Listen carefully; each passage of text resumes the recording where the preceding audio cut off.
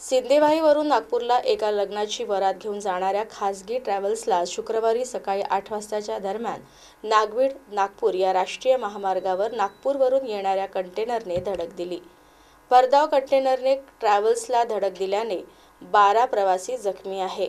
यात दोन्ही वाहन चालक गंभीर जखमी झाल्याने नागपूरला हलविण्यात आले, तर उर्वरित 10 जखमींवर नागवीड येथील ग्रामीण रुग्णालयात उपचार सुरू आहेत।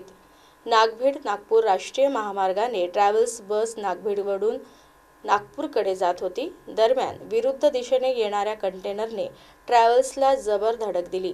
या धडकेत ट्रॅव्हल्समधील 10 प्रवासी जखमी झाले। कंटेनर चालक अनित कुमार पटेल व विजय राऊत हे दोघे गंभीर जखमी झाल्याने त्यांना तातडीने नागपूरला हलविण्यात आले। गीता कायरकर, आशा चिलबुले, सचिन चिलबुले, साची चिलबुले, ताराबाई जांभुळे, धर्मदास रोकडे, ज्योती चिलबुले, शोभा चिलबुले, लीला कांबडी, रघुनाथ जिफकाटे आदींवर नागवीड ग्रामीण रुग्णालयात उपचार सुरू आहे।